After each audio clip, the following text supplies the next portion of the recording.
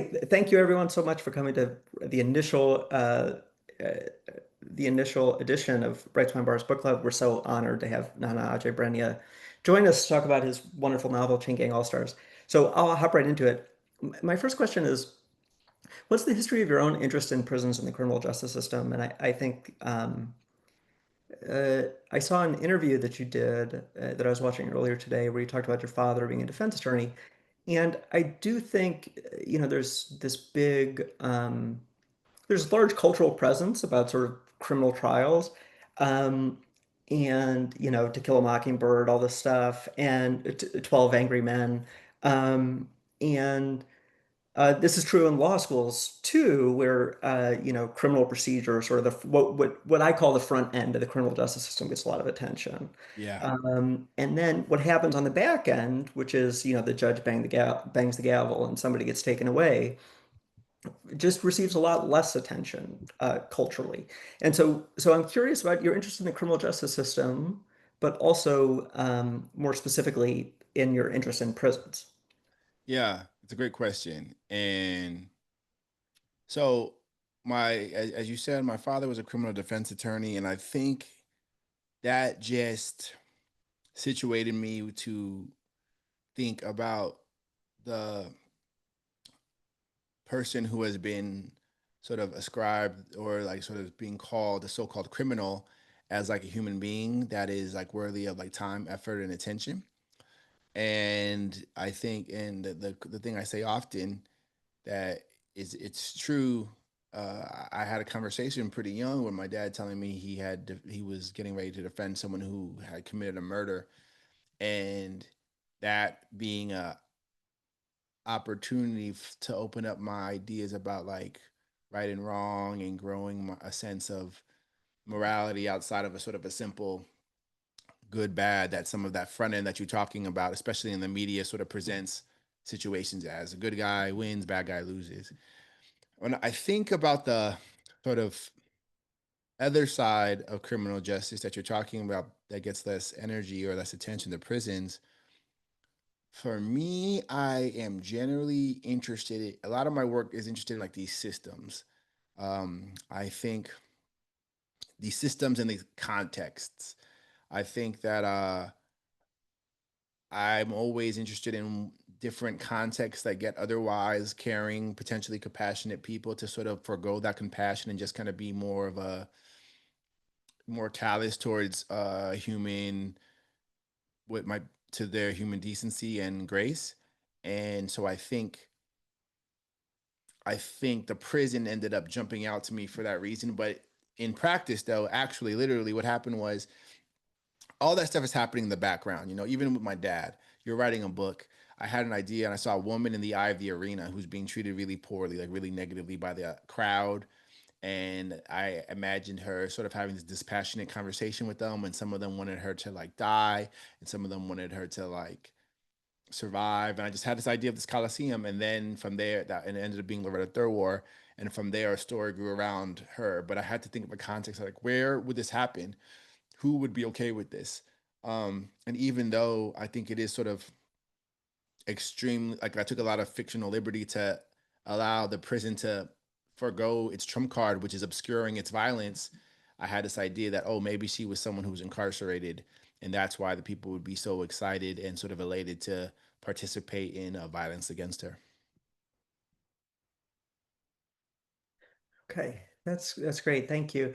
So to this point about like you're trying to write about systems, you make this choice that I think is really effective, and it's um, you know, I too am very interested in systems, and I find that they're really hard to address in fiction.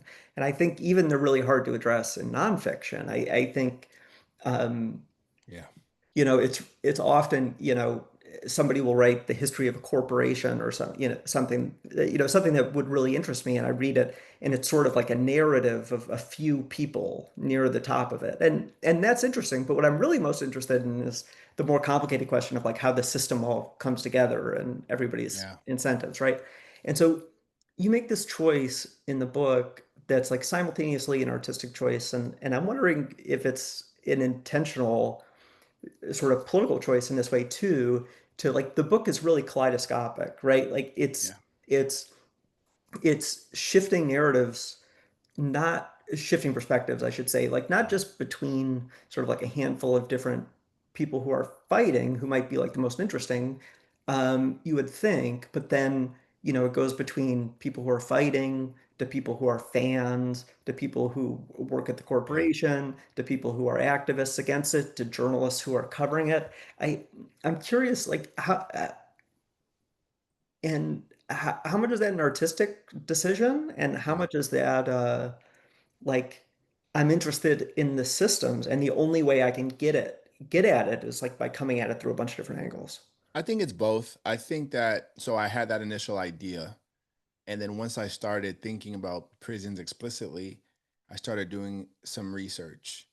And then once you start, dipping your toe into that, what you think is a pool, you pretty quickly realize it's not even a lake, but an entire ocean.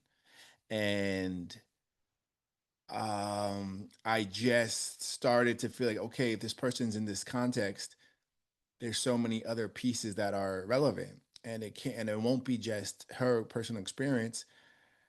I started thinking about how whenever injustice happens, people are fighting against it. And then, that Mari perspective comes in. And then I started thinking about, well, Chain Gang all starts like sort of a speculative imagining, but I also think it's important for me to represent.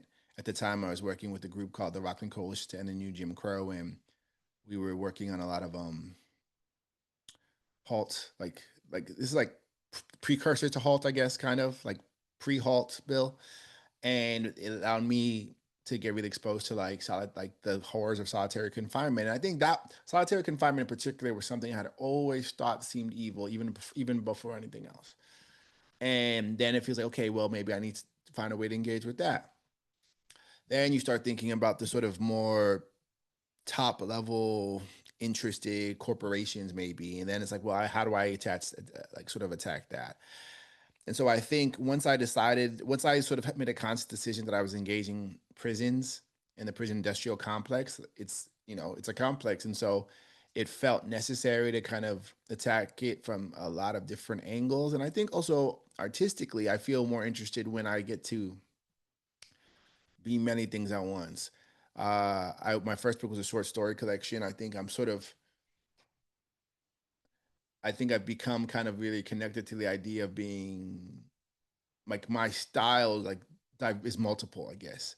I think part of my thing that I used to have a lot of stress about is that I don't know if I don't exist in just one way as a writer. I feel most interested when I get to be many things at once. And so on the artistic side, it kind of matched, like I feel like the artistic project matched sort of the intellectual aspiration in that regard. Okay, I'm curious.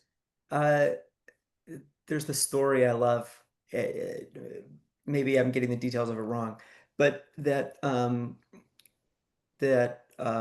Tolstoy went to visit Victor Hugo, and Tolstoy wrote in his diary about how much he admired Hugo, and what he really admired was Hugo like putting his politics above art. That like Hugo was just so didactic, and Yeah. Tolstoy just couldn't be, like he just couldn't like sacrifice the art to make Yeah. this political point. And now now we're like 160 years later, and uh Tolstoy is still like, one of the great novelists ever, and Hugo just isn't. And one of the reasons is because he's like really didactic about the political issues of the time. Um, so I always thought there was something sort of interesting about Tolstoy, like, like wishing that he could sacrifice his art. On that note, like when you're thinking about these like different aspects of a criminal justice system that you are seeing some in your real life, right? It, is there any tension sometimes where you think, oh, you use the verb attack. It's like I'd really like to attack this, but wait, maybe this is bad art. And it's like, oh, and maybe this is good art, but maybe this isn't the point I want to make. Or are these like intertwined enough that that's not something like consciously going through your head? Yeah, it's a, and I think I've heard a version of that story before too. And what I always like tell myself is that like, but we know who Victor Hugo is. You know what I'm saying? Yeah, that's true. He didn't He's not Tolstoy, but like he's not no one either. yeah. Um, I I feel very lucky at this point that like I had a hunch, not a hunch. I've been around a lot of really great writers and a lot of really great artists. And as I'm sure like you've been around really smart lawyers and really smart academics, but it's cool. It's better to be like a good person than a great artist. And so if I rather my art be useful in the world than me win what like every National Book Award or a Pulitzer or something. Don't get me wrong, if someone is in the crowd it has that I want the award or whatever, but I like there's a lot happening right now all the time, and I had a moment very very early on in my like writing life where I realized I cared more about impact than I did um personal success or something. I've told a story too. When I was an undergrad, me and one of my good friends, I was already starting to be a writer. And this is around when Trayvon was murdered. We anonymously made these pamphlets, and I went to SUNY Albany, and we threw a bunch of these pamphlets. He took pictures, I did the words, and I put my name wasn't on it. And we threw it out, and we thought we had changed the world, and we thought we had ended racism. And I felt really like I felt like I even though it wasn't the right exact tact, I felt super I paid my own money for. I did it with no sense of ever getting the recognition. That actually was part of it. Like we had these secret identities, like we made up these names and everything. And I think no one cared about that. I remember being upset that no one cared about it, but not that they didn't know I didn't do it because I didn't put my name on it. And that was like a really manual, practical like experience that taught me like what I care about, what I value. Sometimes if you just reflect on like your choices, like that was a moment where I was doing something that mattered and I felt it felt really aligned with me, even though the execution was off. A lot of years later, when I worked on my first book, I had the same feeling that like my first book has a pretty intense premise and it's like a wonder that somehow I've been accepted by the literary world. I don't know how. And I put that first story in that first book because I was like, if someone reads this first story and then says like, fuck this guy, sorry, or screw this guy forever, I want them to have read that story. And so for me, it's not. I also will say like to be, it's not super like I'm not being like super mm, magnanimous or like some kind of like altruistic or something. I don't really have a lot of choice. I can write what I can write. You know, if I had a bunch of maybe it'd be a different conversation if I had more choice. I happen to write things that are pretty like impossibly to ignore their political like connection, but I care about things I care about, and if I don't know what else to do, you know what I'm saying? I do know what you're saying. That's really interesting.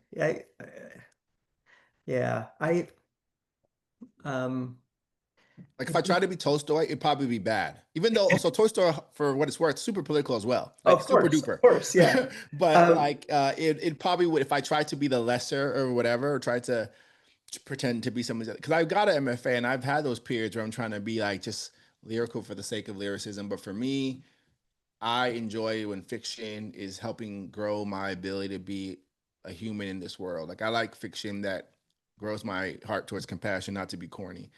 And I like fiction that teaches me. And so that's what I end up writing. yeah. I think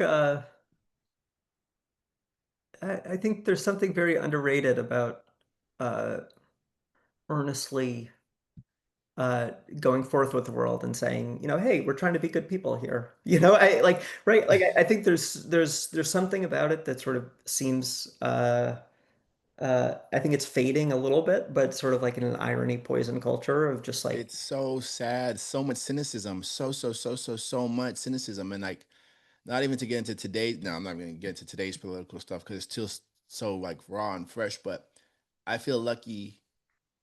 I think it's why I was drawn to Syracuse University. George Saunders is there. He's a mentor of mine, a professor of mine. And earnestness is the word I would use for him above everything else. I feel really empowered and emboldened by people that aren't too cool to be earnest. You know, that matters a lot to me. Yeah, I totally agree. And it's interesting that you mentioned Saunders because I know him through his fiction writing, but also, he talks a lot about being a Buddhist. And not to derail the conversation totally, I'll bring it back. But when you're talking about, there's more important things than winning prizes, right? Like um, there's there's a variety of ways to feel that way, but uh, a a basic one that I go back to, and we have our analogous ones in the legal world, right? About just like there's certain things that call more attention to your organization, and there's things Yeah. that actually help people on the ground, right?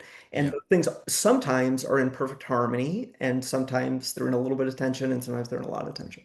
But the I'm a big fan of Saunders also. I don't know him as a person, but as a writer, but also as a public figure. And sort Yeah. of like this Buddhist insight of like these things that you're chasing are hollow, and like there's a profundity beyond like the like, oh, there's this problem in literary culture, or there's this problem in legal culture, right? There's like a profundity about the human condition that goes deeper about like the thing inside you that you're chasing um, is not going to fill the hole inside you. And so you should be engaged in a different quest, you know? You were hitting the nail on the head. Like, and don't get me started. I'll go grab my Tetnahan over there. Like, I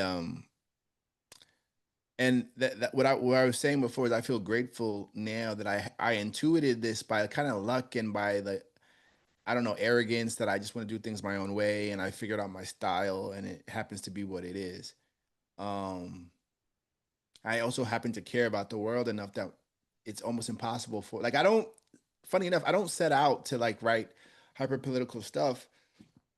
Excuse me, the analogy I used to use is like the house is on fire. I'm not going to talk about what's on the in the fridge. Like I can see the world is burning, literally and figuratively. And so, um, but the thing I feel lucky about is at this point, at this stage, which wasn't true before, like I've been to the awards. I've been to the National Book Awards like once. I've like to the actual ceremony like 3 different times.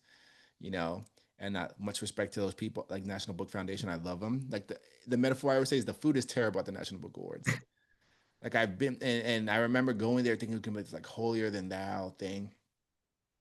It's a fundraiser for a really good cause, growing literacy. Um I told my students this the other day, like the glory that's to be had in this work of writing is in doing, and everything else is a little bit hollow.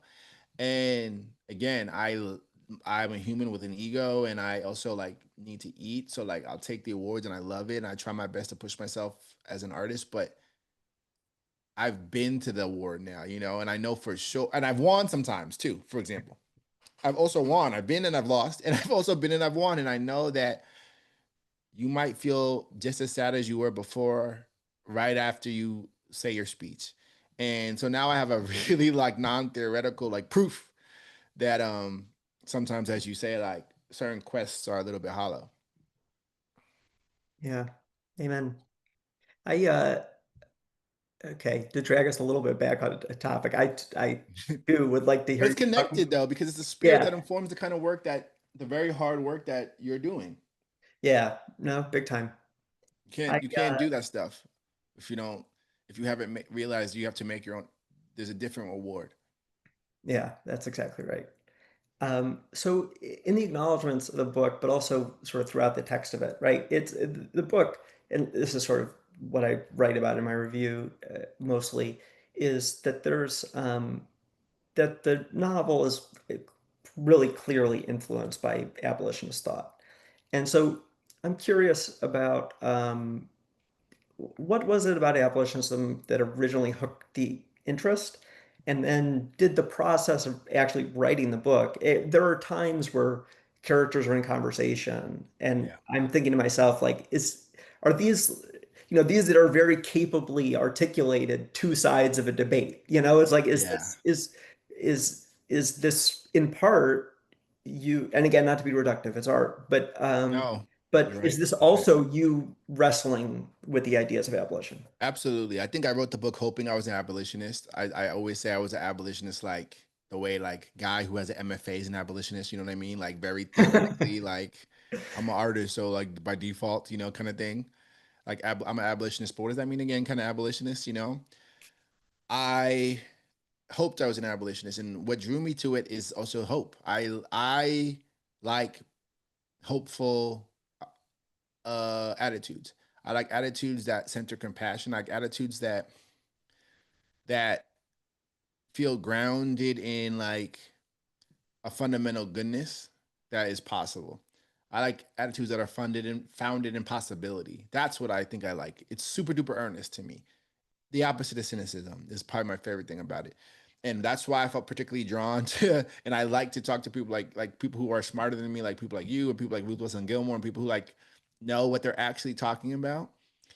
Because there's something I think we all kind of feel, or who know what they're talking about in like an academic sense. Because I think as a writer, artist, you kind of feel like I'm just saying like woo woo feelings things. And I like to, and again, like I said, I was raised by people who were somewhat in academic kind of space. And then I'm joking, I am a little bit like in that world too. Like I'm on JSTOR a lot, even now.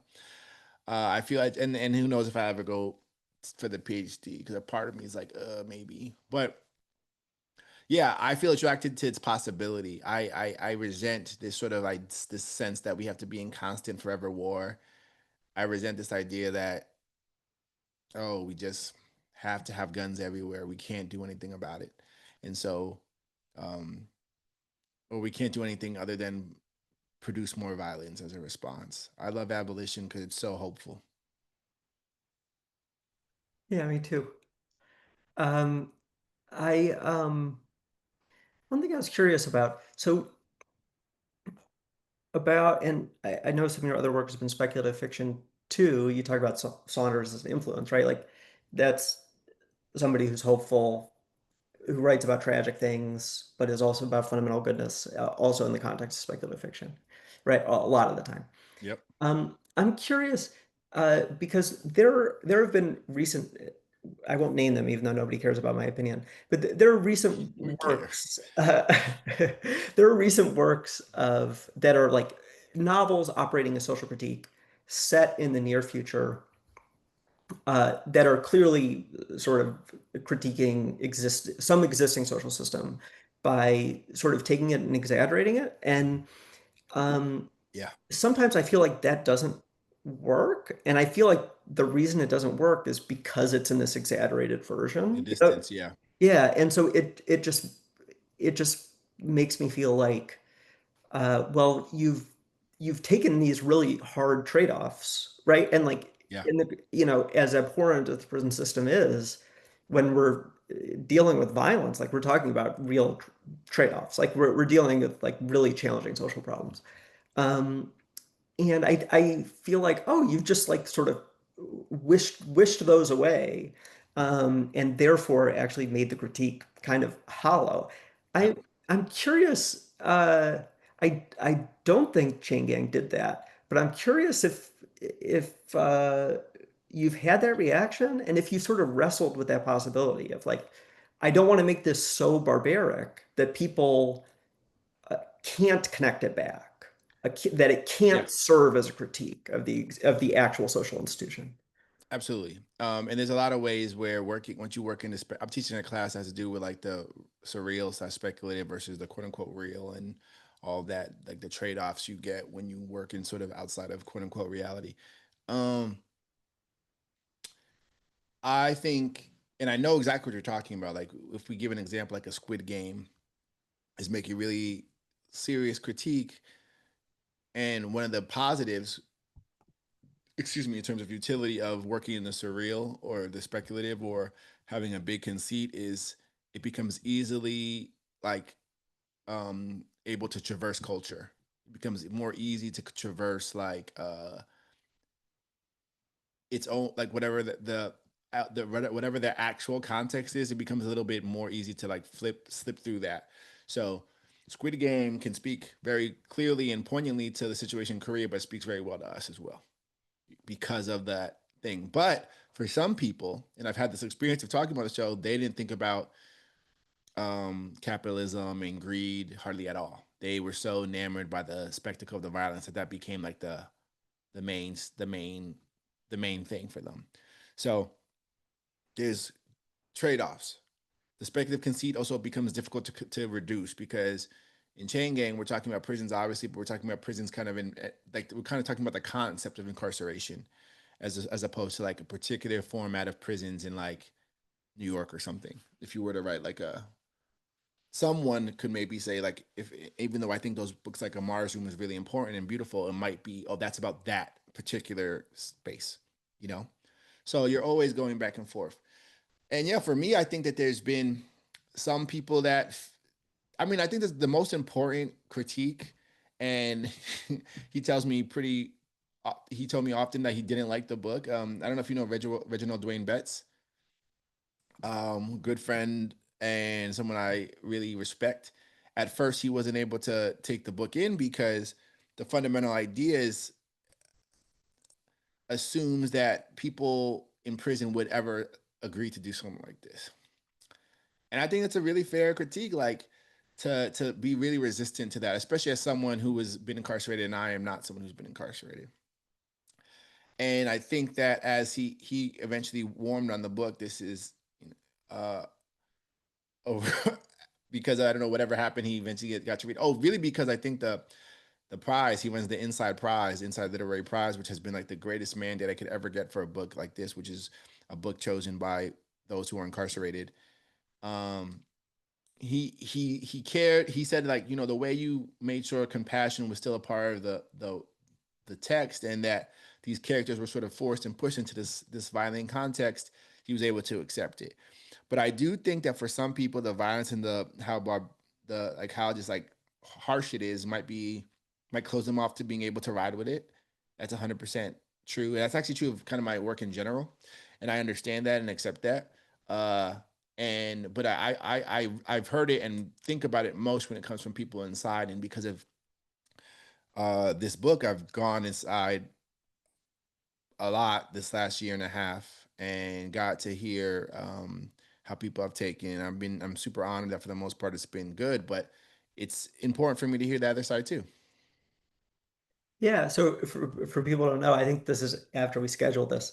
It was validating for me personally too, because I like written this thing about how I was like, oh, this is actually, there's a lot of interesting stuff here. This is like sort of the review about prisons, and then the National Book Foundation, which runs the National Book Awards, also recently has been giving out a prize for a book um, selected by a panel of incarcerated readers, and Chain Gang won this year.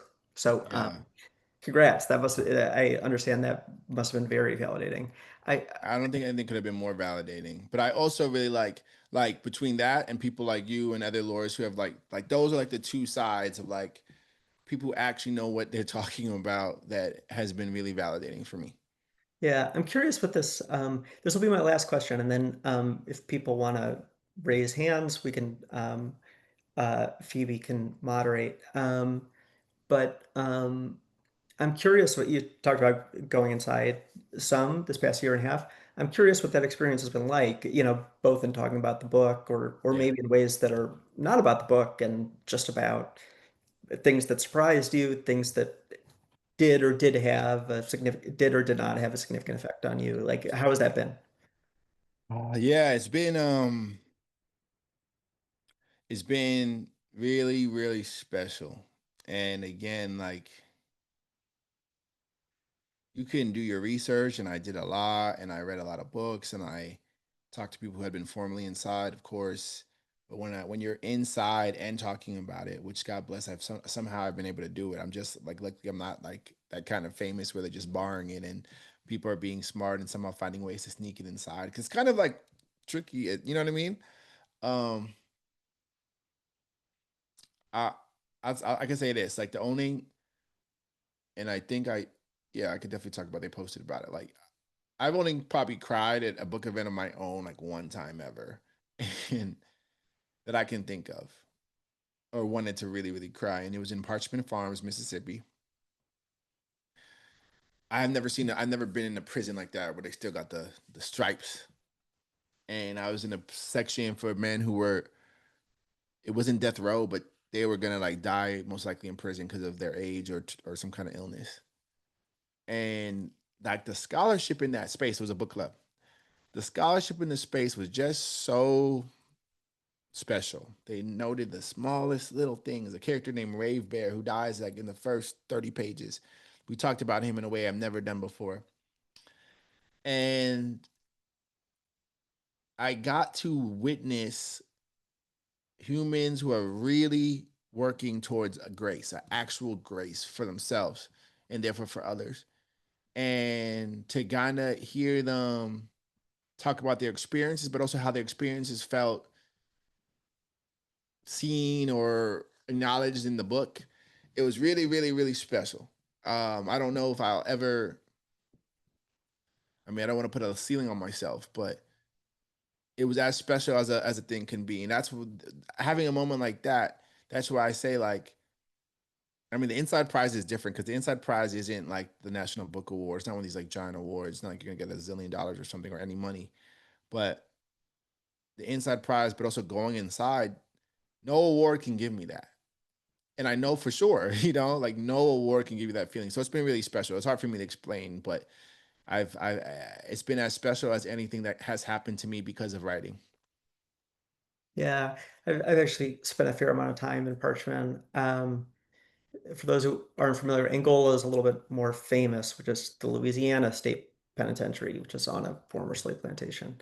Um, the Mississippi State Penitentiary is people call it Parchman Farm, and is like Also, plantation. also a former Yeah. plantation, opened, as there's actually a great there's a lot of scholarship about Parchman, in part because people think like some people think that uh, people leaving Parchman, waiting at the bus stop, invented blues uh, by combining, Mm, because they would sing sort of like slave ritual songs while they worked in the fields of Parchman, and they came out, and it's the Mississippi Delta, and we know that's where blues came from. So, but there's like a contested history. There's a lot of good scholarship. There's a book I really love called "Worse Than Slavery: Parchman Farm and the Ordeal of Jim Crow Justice." It's about the Mississippi write criminal it. justice system through this civil rights movement, basically. So the first half is the story of convict leasing, and the second half is the story of Parchman. It's a brutal read, but it's it's the sort of place you go into the prison, and the road to the different section of the prison has a 55-mile-per-hour speed limit because it's It's huge. giant. It has its own zip code. It has its own, many of the staff live on site in houses where they grew up because they're, talking about some of this generational trauma, right? Like their dads were guards, they're guards, and they're watching people whose fathers were incarcerated, and it's like some of these like beefs between staff and incarcerated people are like literally Generational. intergenerational. And I met the new like warden guy or superintendent, and Hmm. it was such an interesting. And he came to the book club actually. Yeah, Him and his that's wife, that's very interesting. and he was like, and I don't even. And I actually, it's weird because for me, I had inserted like a cartoon villain mindset into this. This is the only prison this has happened, and his wife is very involved, and she was like, they were going around talking about their favorite books. Everyone, all the prisoner, all the people who were incarcerated and me too. And then and he was turning, he was like, I don't really read. She just tells me. In my head, I was like, we can tell. Like the fact that I'm here right now. And but he ended up, I don't know if it was like, again, I don't want to say too much about it because I hope they let me go again in the future and everything. Yeah. It well, yeah. He seemed like he's trying. He was brought in, I think, because of the overt, like insane evil of the past and the previous people. And it seemed like he was at least on some level taking that charge with to heart on some level. Yeah, I Very think strange.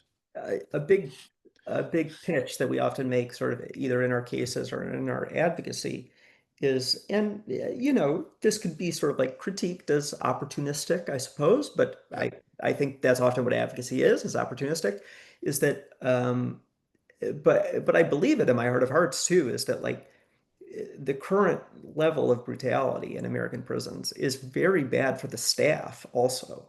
You Yes. know, like there are people there who are really trying to do the right thing, and there's people who are really, really not trying to do the right thing.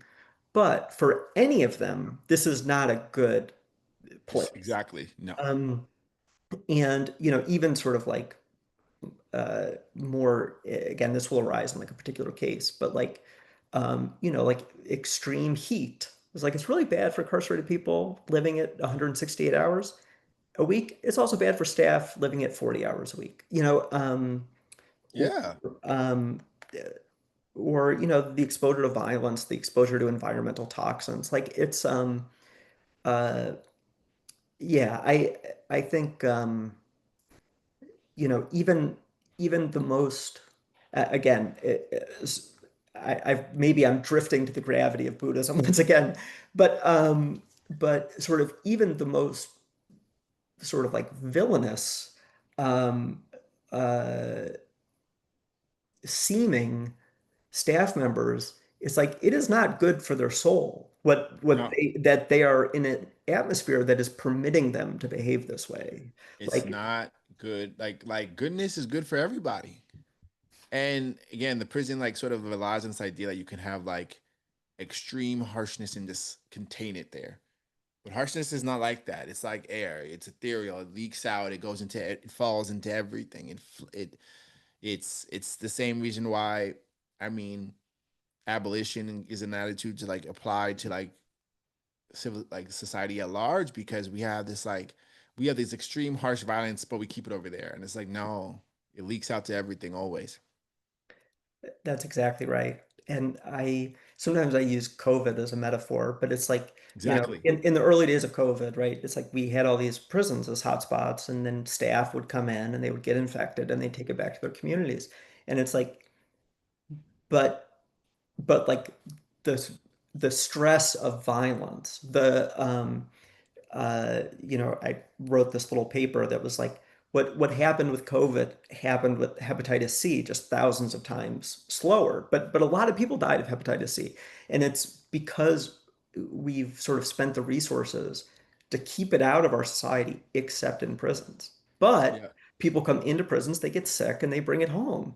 And I I read a paper by some economist that said, you know, if we spent a bunch of money to wipe out hepatitis C in prisons, 80% of the lives it saved over the next 50 years would be out of prison.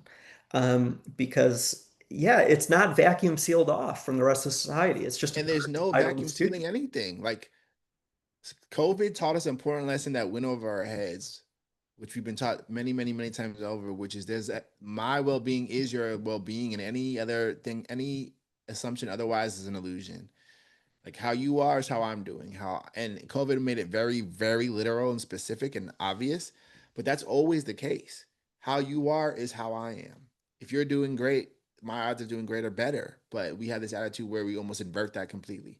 And COVID is a good example for that, from in my mind too, for that reason. Like it showed you like your well-being is my well-being. We can't just like your healthcare. If you don't have healthcare, I don't have healthcare either. You know, Yeah, viruses, that's how it works. You're a human being. It doesn't care if you're rich, it doesn't care if you're this or that. yeah, that's exactly right. Phoebe, do you want to open it up to questions? And then if people have questions, they could raise hands, type in the chat. Phoebe, I'll defer to you as to how No, to no, it would organize. be great. However you want to ask, but please feel welcome to raise a hand. And yeah, that'll open up a queue. We'd love to get into the book. Thank you guys for reading it.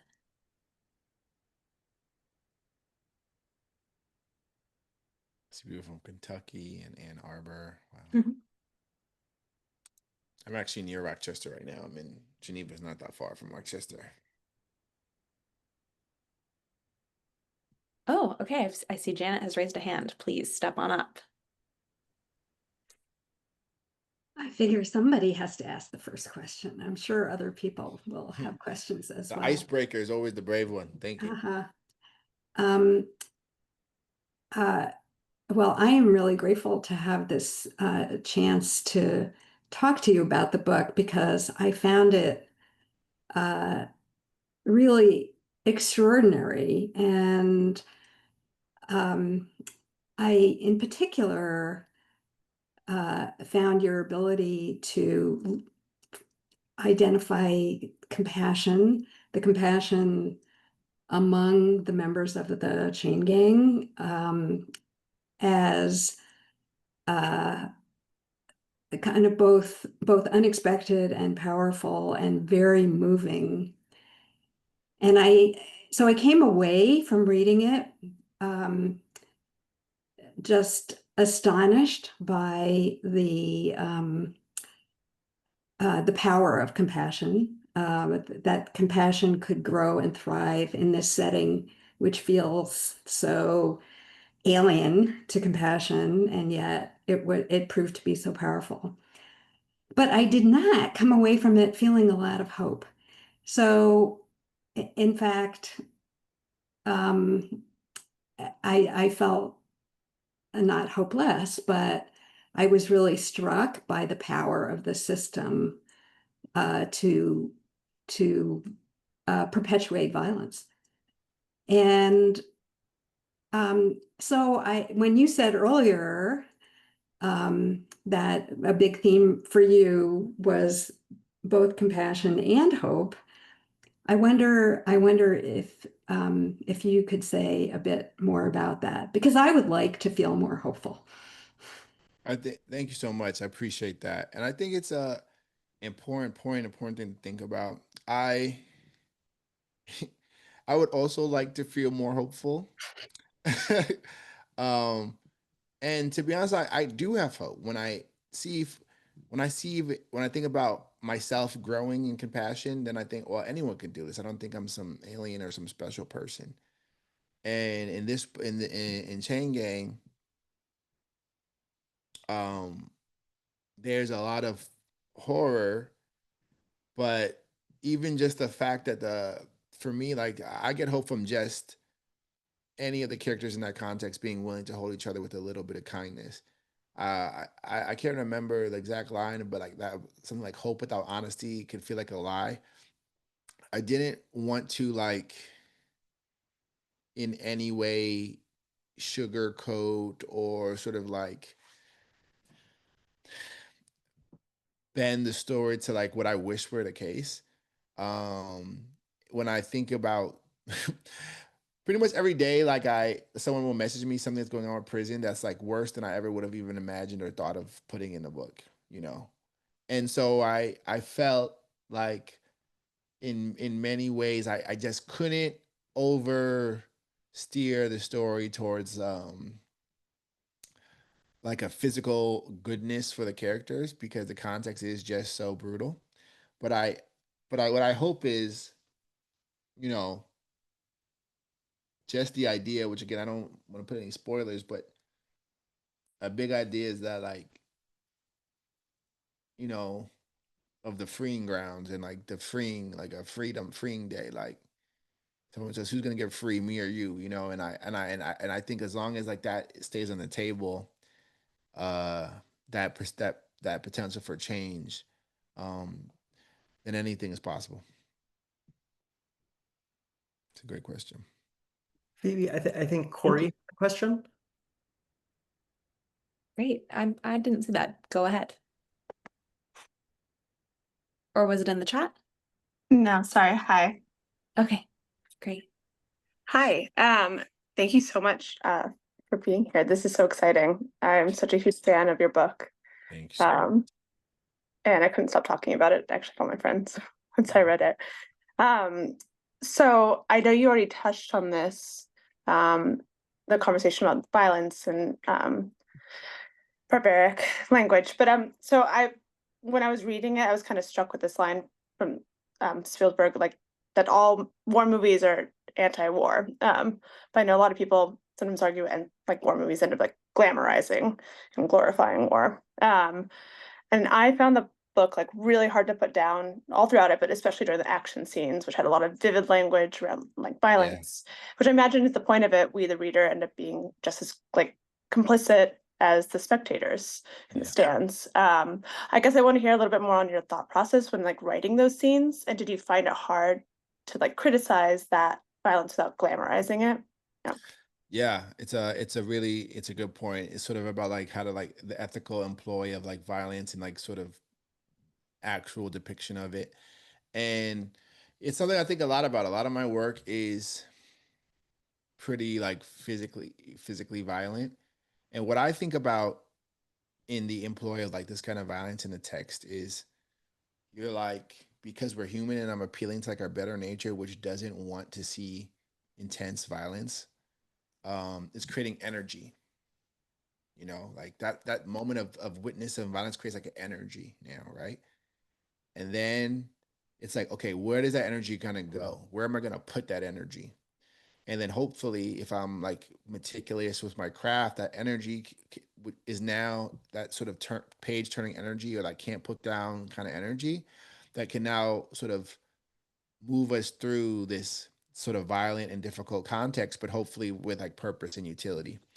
And so I think about that a lot. Like, how do I not just merely recreate this violence, which I'm meaning to sort of critique or dismantle? There's a poet, Roger Reeves, he has a whole talk about that. It's the work of poetry in the age of Charleston, Baltimore, and somewhere else. I can't remember. And I think about it all the time. Uh, and it's in my mind right now, actually. So, like, just because today is today, we on social media, there's video that I saw by accident of like someone basically being assassinated today. Right. Yeah. And,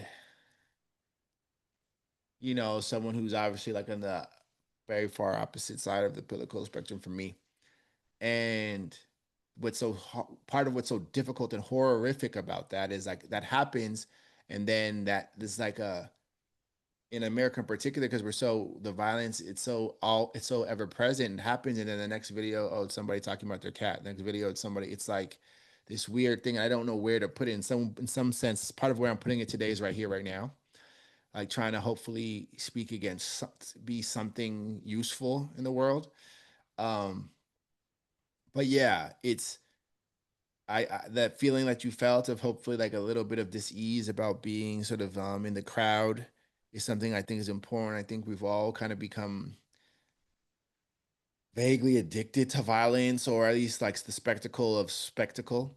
And the book is a lot about that and how that can be used to steer us towards us being less than our better selves.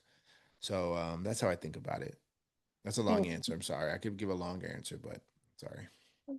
Yeah. Yeah, I'm going to say one quick thing too, which is that a moment that jumped out to me in the book, I won't say it in case for those who haven't read it, that it's a spoiler, I suppose.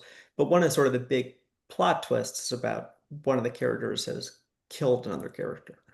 Yeah. And and I was able to pull it up. It's on page 106 on the paperback.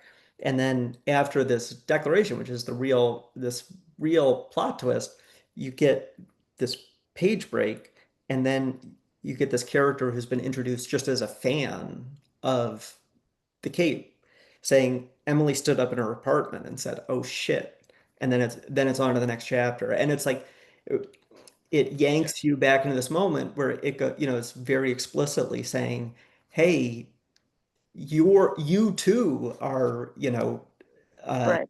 reacting to this in the same way that the fan is." You're And addicted to. Same thing with the footnotes, which I could talk about for a long time. Like there, I had to like we on my blackboard in my classroom. I have like learn the rules so you can break them. Like as a writer growing up, like my whole thing was like John Gardner in the Art of Fiction says like don't like you want to keep the reader in a fictive dream that never breaks. Like that was like my whole thing. Like my favorite fiction, you almost forget you're reading.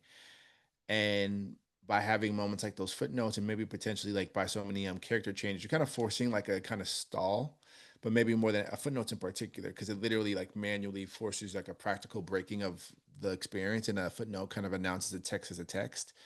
um And it's another way for me to be like, like almost like ease off the gas. Cause I know myself and as a writer, and I know one of the things I've cared to grow my ability in is like those kind of really immersive, big set piece scenes.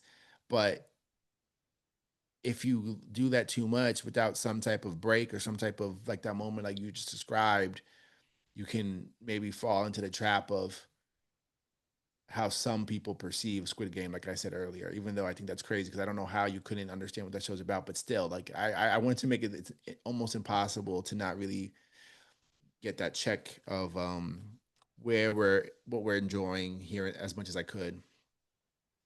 I appreciate that. Thank you so much. Yeah, I want to just check in timing wise. We've got 3 folks in the queue. We're approaching 9 o'clock Eastern. Is it okay for you, Nana, Oh to yeah, do those? I'm here. Okay, awesome. I'm all good. Raya's up first. Hi there. Thank you so much for having this conversation with us today. Of course. A lot of the work of defense attorneys and civil rights attorneys is helping courts see incarcerated people or people accused of crimes as more than just those crimes. And I thought it was interesting that the show and the book Link Life does that. Like it shows the links as not just defendants or incarcerated people, but as lovers, as friends, as Yeah. people just living normal lives. But then characters like Will and Emily see all of that and still cheer for their deaths and reduce them, like calling them criminals, calling them murderers. So how do you think about the importance of telling individual stories to the abolitionist cause or to prison reform? It's a really good question. And I think it's super important. I think it's really useful. I think that in general, like some people, when I think about this book, when I think about what the most unreal part of it is, more than the fact of the death matches, I think about the prison being so willing to show the lives of people. You know, I think it just showing itself that much. Like Link Life, I think just not even Link Life and the death matches are just so they like to hide the violence. But to me, Link Life is showing them as humans, but also like they're caged. Like they're not getting to do what they want to do. They are forced to act in a very specific way in a very specific context, and they're literally directed to run into people who want to kill them. And so to me, I think letting letting anyone see anyone in their full humanity is a great chance of opening your hearts to the truth that is true, whether you saw them or not, that everyone is a full human.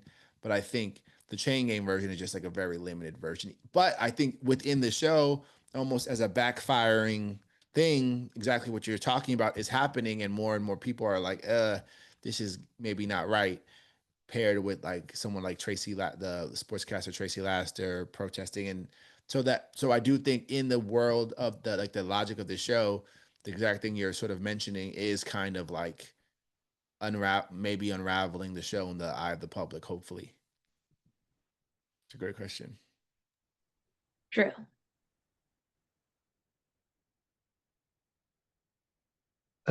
Sorry, I don't have a video to turn on, but You're yeah, good. I've admittedly not dove too deep into your oeuvre, but I have read Through the Flash, which I think Yeah. is kind of an interesting additional perspective because they both tackle kind of this idea around like how violence becomes part of your identity and how you can separate from that. And I Yeah. was wondering beyond like the kind of obviousness of being like in a violent place, like I was wondering if there was anything that kind of inspired those you to explore those themes, and if yeah, sorry, not a well-formed No, question. it's great. Just so really quickly, Through the Flash is how do I talk about this quickly? It's a story about it's a world where it's like Groundhog Day, but instead of just waking up every day ends in like a nuclear explosion. And but everyone knows, and everyone found like realized it asynchronistically, like at different times. And the main character is like super strong and basically was like the god of the world for a while, but then she and killed everybody. Then she stopped, and she's not trying to be like a good person. So she's basically done the most heinous crimes you could have ever imagined to pretty much everyone, and now she's like back to like trying to not be like that. Um, Hopefully, Drew, that's like a, you can tell me that's a good characterization just for No, the people. that makes sense to me. Like Right? Yeah. that's kind of where I was getting is like separating yourself from like the the kind of wrestler kayfabe Yes. versus like separating yourself from And violence. so this main character, Amma, it ends up being a lot about like, can you be is redemption an option? Is it possible? And that was an interesting thought experiment because usually if you do so much of anything, eventually like someone's gonna kill you or something happens to you just cause. Or you just age out. She like where that's not on the table, like how does it work? And for her, she's struggling with it and she realizes even she can be redeemed. And it's not an accident, I don't think that was the last story that was the last story I wrote for Friday Black. Right. And then I started being really, really hardcore into Chain Gang, even though I probably started Chain Gang before that story was done, because I thought Chain Gang was going to be a short story in my first book. I think I'm just generally interested in like redemption and the idea that anyone can be redeemed. To me, that's a huge part of like the abolitionist project. So even before I sort of fully identify like that idea that like um there's a spirit that is uncorruptible, maybe again, not to be too, you know, foo-foo magic or something. And that story is like really, really specifically about that. And it's probably even more intense if you can believe that than Chain Gang in terms of the violence. Thank you so Jade. Great much. question. Thank you. I appreciate that. Well, thank you guys for the discussion. I found it very, very interesting. I had a question about the Will and Emily chapters, Yeah. which I found really interesting. And I kind of found myself uncomfortably kind of encapsulating both those characters at different points. In part because I'm a huge football fan and have been Yeah. going to see football live for a very long time. And kind of as the science has progressed and it's become more clear that this sport Yeah. is intensely violent and has these kind of long, uh, life disrupting effects, it's kind of an own personal morality that I've had to wrestle with. Um, so I'm just curious, like when I read Chain Gang, I thought about football a lot and kind of my own Yeah. relationship to it. And I'm curious, if you watch kind of violent sports, or did you kind of have anything in your head when you were writing the book? Thanks. Yeah, it's a great question. And I have watched boxing. I've participated in boxing in a very like minimal way, but I've boxed myself. I've watched boxing. UFC is a little like, if you can believe it, I'm actually pretty squeamish in general, which is interesting. I think some people don't believe me. But I really appreciate like the tactical nature of the UFC. And I think sort of have grown to hate all the characters around it, and like especially like the Danas or whatever's of it. But like the actual people, I think there's something cool there. Um, I love competition. I love basketball. I like competition. I love the idea of it. I love the spirit of it. I think that almost all like the cool parts of it have been absorbed by like the capitalism monster, and it's become this like sort of telenovela drama silliness in the NFL as well. The NFL, I have more trouble. I'm from New York. I used to be a Jets fan. I still am a Jets fan, kind of. I don't know if I can even say that. Um, the NFL is hard because it's almost like besides the game of football, which is fun, like everything about it, I kind of like dislike. I think since Kaepernick and that CBA deal not going through, I felt just like I just was I couldn't deal with it anymore. Like something opened my eyes then. But that said, like last Super Bowl, like I was like, this is interesting and cool. It's fun to watch. So I think that's all like the context. But in terms of this book, I think I thought a lot about like consumer culture and how in sports, like these humans become these commodities, especially like explicitly now more than ever with the betting and everything, and fandom culture, and how for a couple of months out the year, football is just the religion. You know, I'm up here where it's like Buffalo territory, and like they take it like really serious.